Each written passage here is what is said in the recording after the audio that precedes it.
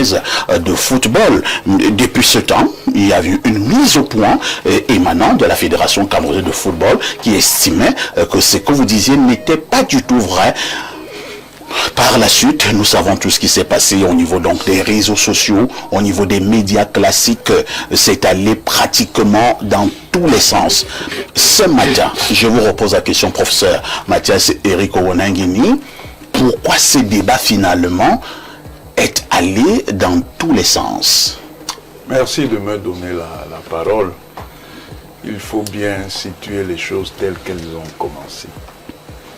À l'occasion de cette émission, je pense que c'était un jour après l'ouverture de la Coupe du Monde 2026, une Coupe du Monde à laquelle participent 10 pays africains, dont pratiquement 9 se sont qualifiés pour les 16e de finale, et à laquelle le Cameroun ne participe pas, ce qui est en soi un grand scandale.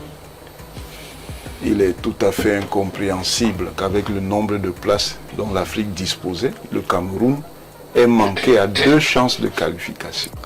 Une d'abord dans les qualifications de groupe, une autre dans les barrages. Quand vous m'avez posé la question de manière très pondérée, sans d'ailleurs épingler quelqu'un ad personam, j'avais dit très simplement, quand dans le débat, d'abord j'avais dit aux téléspectateurs, si vous voulez avoir la vérité de la situation, vous joignez les analyses des deux côtés, ceux qui semble représenter la fédération et ceux qui semblent contre elle. J'ai dit simplement, et c'est la vérité, que les torts sont partagés et quelqu'un de sensé, de rationnel, de responsable et de mature ne peut pas dire autre chose. Le ministère des Sports qui représente l'État a sa part de responsabilité, la Fédération camerounaise de football a sa part de responsabilité, les joueurs ont leur part de responsabilité et le public lui-même, à travers le conflit, Église et Ibou ou Églisien Ibou, le public a sa part de responsabilité. Est-ce qu'à partir de là, comme il y a des gens qui sont immatures et qui ne veulent pas assumer leurs responsabilités, je dois être victime d'un lynchage caractérisé, encore que le lynchage ne me gêne pas. Je suis à la 4e ou 5e opération de ce type sur les réseaux sociaux et je suis encore bien vivant. Et je connais ce genre d'affaires. Monsieur Haïssi, un leader assure les victoires et assume les défaites. Certains se prévalant de droit disent que la FECAFOOT n'a aucune responsabilité dans cette affaire. Je vais vous lire l'article 9 de la convention querellée, la convention de février 2015 qui n'a jamais été dénoncée par la FECAFOOT jusqu'à la nomination de M. Marc Brice. Article 9, alinéa 1. Les membres des structures d'encadrement des sélections nationales de football sont recrutés soit sur la base d'un contrat signé avec le président de la Fédération camerounaise de football après avis obligatoire du ministre chargé des sports, soit sur la base d'une mise à disposition par l'État. Les salaires de l'entraîneur principal et des entraîneurs adjoints des sélections nationales de football sont payés par l'État. Alinéa 3, les salaires des membres des structures d'encadrement mises à la disposition de la FECAFOOT par l'État sont payés par l'État. Article 4, les salaires des autres membres des structures d'encadrement des sélections nationales de football recrutés sur la base d'un contrat sont payés par la FECAFOOT. Il faut savoir que cette convention fait partie des mesures qui ont été mises en place pour accompagner le décret de septembre 2014. C'est donc un des instruments pour faciliter l'application de ce décret dans l'esprit de concertation. Il faut savoir qu'un contrat, c'est ce qu'on appelle la loi des parties. Donc c'est un instrument pertinent dans la régulation des rapports qui entre les parties en présence, c'est-à-dire le ministère des Sports et la Fédération camerounaise de football. Pourquoi je lis cela? C'est pour dire ce que les gens de la FECAFOOT ne veulent pas entendre. La loi des partis, c'est-à-dire dans la Convention, en cet article 9.2, précise que l'État peut mettre à disposition un staff.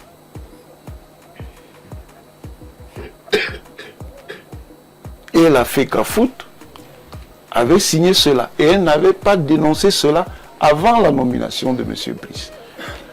Parce que c'est l'élément sur lequel ils s'appuient, parce qu'ils évoquent la hiérarchie des normes. Et ils m'amusent beaucoup. Je ne suis pas un enfant, monsieur Haïssi. J'enseigne depuis une trentaine d'années. Et il faut faire extrêmement attention. Il y a beaucoup de choses que je fais que les gens ne savent pas. Moi, je fais de la philosophie du droit. Le droit, maintenant je vais faire un cours. Le droit est beaucoup plus profond que ce qu'on enseigne en introduction au droit en première année. Parce que c'est en première année qu'on enseigne la hiérarchie des normes. La hiérarchie des normes, c'est quoi? C'est-à-dire que dans un ordre juridique, il y a une pyramide de textes. Tout à fait. Et au sommet de cette pyramide, il y a la Constitution. Après la Constitution, il y a la loi. Après la loi, il y a les règlements qui sont d'ordre divers, les décrets et tout le reste. Ça vient d'un professeur autrichien qui s'appelle Hans Kelsen. Mais j'ai entendu tout à l'heure un de vos téléspectateurs qui disait que j'ai dit que les hautes instructions sont au-dessus des décrets. Mais qui ne se pose pas la question de savoir... Vous l'avez effectivement dit? Oui, mais il faut encore savoir dans quel référentiel, monsieur. Je dis, le droit, c'est une dialectique. Dans le droit, il y a le droit de la pratique et de l'ordre. Ce droit de la pratique et de l'ordre fonctionne suivant les logiques suivantes, ce qu'on appelle la ratione necessitatis, en raison de la nécessité. La ratione urgentis, en raison de l'urgence. La ratione, comment ça on appelle encore, je vais retrouver le nom tout à l'heure. Ratione commoditas, en raison de la commodité. Il y a le droit de la forme. C'est dans ce droit de la forme qu'il y a la hiérarchie des normes. Vous comprenez? Le droit de la nécessité ici, c'est quoi? C'est que pour mettre en place ce processus de régulation des rapports entre l'État et la Fédération camerounaise de football, on s'appuie sur le décret de septembre 2014, et on s'appuie sur la convention. Et ceux qui querellent, quand ça les arrange, les hautes instructions, sont les mêmes qui, au moment où on nommait Rigobert Song, étaient passés par la voie des hautes instructions, c'est-à-dire de ce droit de la nécessité, de l'urgence et de la commodité. Et à l'époque, c'est à partir de là qu'on avait mobilisé alors le droit de la forme. Celui qui repose sur la hiérarchie des normes avec le fait qu'il y a un décret et tout, et tout, et tout, et tout, et tout. Maintenant, quand ça ne les arrange pas, au moment de la nomination de M. Brice, il soulève la question de la supériorité du décret sur la convention en termes de mécanisme juridique. En oubliant que là, on est dans une relation de type contractuel sur la base de la convention et que la convention est la loi des parties. Donc il faut faire extrêmement attention. Le droit de la nécessité peut prendre la forme de ce qu'on appelle le droit d'exception. Le droit de l'urgence, c'est un droit situationnel. Ça veut dire que l'autorité peut devoir répondre à une situation d'urgence qui requiert d'assouplir le traitement juridique de l'affaire. De la même manière que fonctionne le droit de la commodité.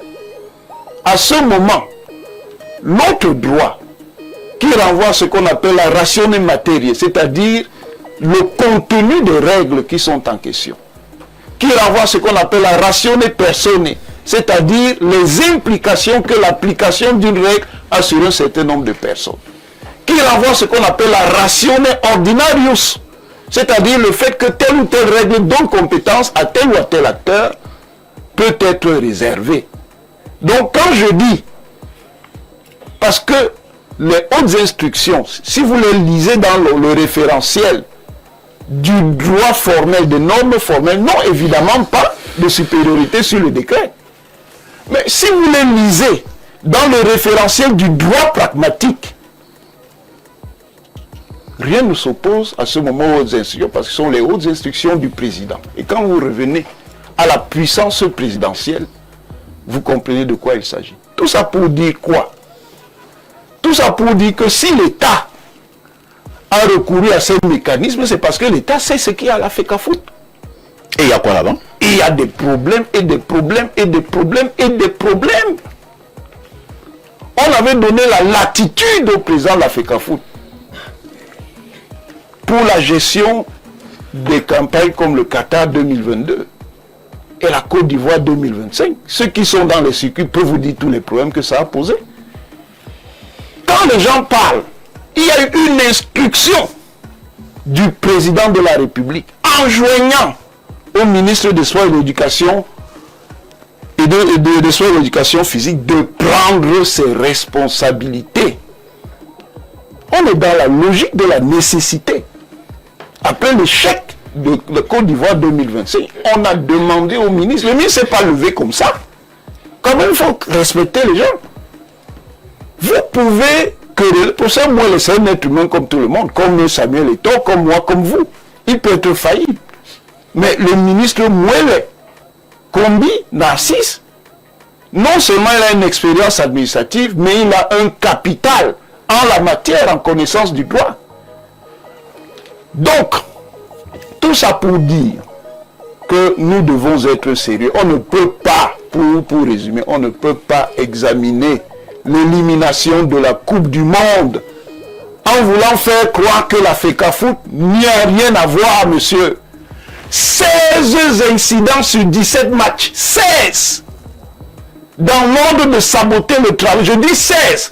Sous Rigobert, il y a eu 0 incident.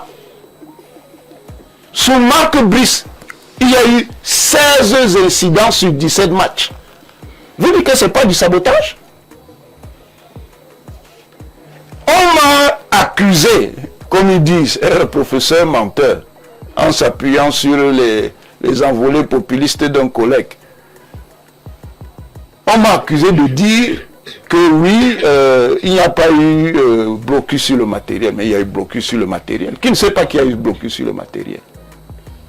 Cela étant dit, moi je n'ai jamais dit, c'est pour ça que votre formulation d'entrée de jeu dans le débat est une formulation biaisée. Laquelle? Je n'ai jamais dit que la responsabilité, quand je parlais de responsabilité dans votre émission, j'ai cité le nom du président de la FECAFOOT. J'ai parlé de la FECAFOOT en tant qu'organisation. J'ai cité le nom du ministre. J'ai parlé du ministère en tant qu'organisation. J'ai cité le nom des joueurs. J'ai cité même le nom du public en dehors de dire que c'était les Églisiens et les hiboux. Tout cela dans un climat extrêmement pestilentiel au niveau de la gestion de cette affaire. Qui peut gérer quelque chose sans qu'il y ait de contraintes? Qui peut gérer quelque chose sans qu'il y ait de faiblesse?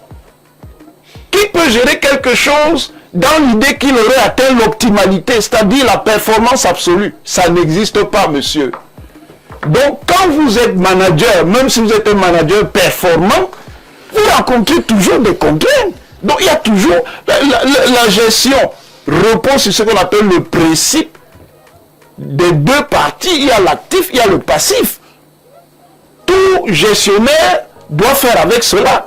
Donc, vous ne pouvez pas dire, non, moi, je n'ai rien à voir là-dedans. Et dans un contexte où il faut être décent, monsieur Haïssi, les Camerounais souffrent déjà assez de ne pas voir leur équipe au mondial. Mais comment le président de la FECAFOOT se taise pendant que le mondial se joue, sans que ça signifie qu'il soit le seul responsable de l'affaire? Pourquoi? Bon, le professeur Mouele, vous pouvez lui tout dire, mais c'est un homme de style. Pourquoi le professeur ne s'est pas indigné, même à travers des personnes interposées? Quelle est cette histoire où la FECAFOOT serait devenue un domaine d'immunité? La FECAFOOT n'est pas une simple association privée, monsieur. La FECAFOOT reçoit des subventions publiques. Ça veut dire qu'elle est au moins une association privée d'intérêt public qui assure, sous la forme d'une concession, le service public du football. Donc, si elle reçoit des subventions, ça veut dire que le citoyen contribuable et usager même peut lui demander des comptes. Elle n'est pas une forteresse qui ne devrait pas rendre compte. Je finis. Oui. Je finis en disant, les gens parlent de bilan, mais le bilan, il est nullissime. Ah bon? Nullissime. C'est une copie qu'on ne mérite même pas de noter. Jusqu'à ce niveau? Oui, monsieur. En 5 ans, quelle que soit la catégorie, en 5 ans, aucune victoire dans les compétitions continentales. Ça, c'est quelque chose qui, sous tous les prédécesseurs du président actuel de la FECAFOOT, que ce soit des présidents en guillemets normaux ou des présidents normalisateurs, ça m'est arrivé. Il y avait toujours quelque part quelque chose qui était de l'ordre du positif. Une FECAFOOT avec de sérieux problèmes éthiques. Il y a d'abord des problèmes d'ordre universel liés à une dérive actuelle qu'il y a dans le football mondial qui prend une dynamique mafieuse. Vous ne pouvez pas gérer des compétitions sportives et vous avez des partenariats avec des gens qui sont dans les paris sportifs. Ça va vous fausser la compétition, puisque ceux qui sont dans les paris sportifs font de la spéculation. Donc ils peuvent prendre contact avec vous pour fausser des matchs. Ça se fait un peu partout dans le monde. C'est pas parce que ce qui est mauvais se fait partout dans le monde que c'est bon. Il y a des problèmes en ce qui concerne les arbitres à la FECAFOOT. Il y a même des problèmes dans le versement, comme nous prouve le contraire, dans le versement des subventions. De sérieux problèmes dans le versement des subventions. C'est ça la gestion professionnelle. C'est ça qu'on attend d'une figure comme Samuel Eto'o. C'est ça. C'est ça la transformation du football camerounais sur le modèle de la Bundesliga. C'est ça. Et quand quelqu'un, d'où qu'il soit, dénonce, on sort le macoute. Des milices cybernétiques qui sont destinées à vous empêcher de parler. Professeur, à un moment donné, est-ce que vous n'avez pas également vu que vous avez été excessif dans vos prises de parole, comme par exemple vous avez traité le président de la FECAFOOT de cancer du football camerounais? Mais il a un cancer, monsieur. Ah, vous insistez? J'insiste. J'insiste, monsieur. Vous savez, il y a toujours eu des crises à la FECAFOOT, d'accord. Mais la grande dérive, c'est à partir de 2009. Qu'est-ce qui se passe en 2009? Le Cameroun vient de perdre la Coupe d'Afrique des Nations face à l'Égypte, battu en dernière minute à la suite d'une bévue de Rigobert Song, qui entraîne le but de... comment il s'appelait là? J'ai oublié, Aboutreka. Le Cameroun a une équipe très prometteuse parce qu'on a une équipe en renouvellement. On a des gens qui arrivent, très talentueux, Stéphane Bia, on a Alexandre Son et autres. Le Cameroun engage la qualification de Coupe du Monde. À un moment donné, on doit changer d'entraîneur. Claude Le Guen arrive. Alors, on donne le brassard à Samuel Eto'o en contradiction des traditions qui existent à l'époque. Parce qu'à l'époque, c'est le gouvernement qui nomme le capitaine. À partir de ce moment, une crise grave naît dans l'équipe qui va déstabiliser cette équipe à la CAN 2010, à la Coupe du Monde 2010.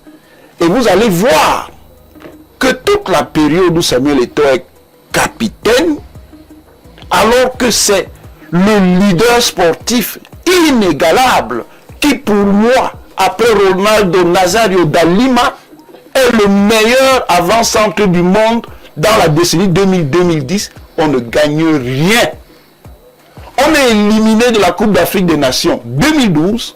On est éliminé de la Coupe d'Afrique des Nations 2013. La Coupe du Monde 2010, on était déjà avant-dernier. La Coupe du Monde 2014, on est dernier. Certes, il n'est peut-être pas le seul à avoir des responsabilités dans l'affaire, mais le poids de ses responsabilités, c'est fort.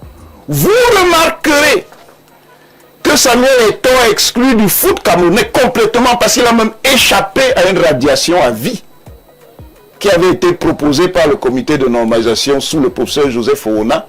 Il anticipe en déclarant sa retraite internationale. Il se retire. Il va faire 5 ans de passage, de traversée de désert, 2014-2019. Ça ne fait même pas 3 ans. Le Cameroun gagne une CAN.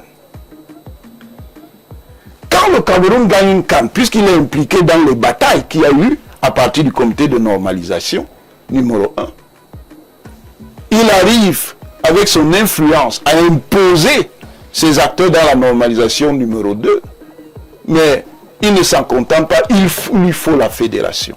Donc il déstabilise lui-même des gens qu'il a soutenus parce qu'il ne voulait pas que Joseph-Antoine Bell soit président. Ah bon? Oui, mais c'est clair, donc il ne connaît pas ça. Il fait mettre Seydou Njoya qui va encore lui-même contester.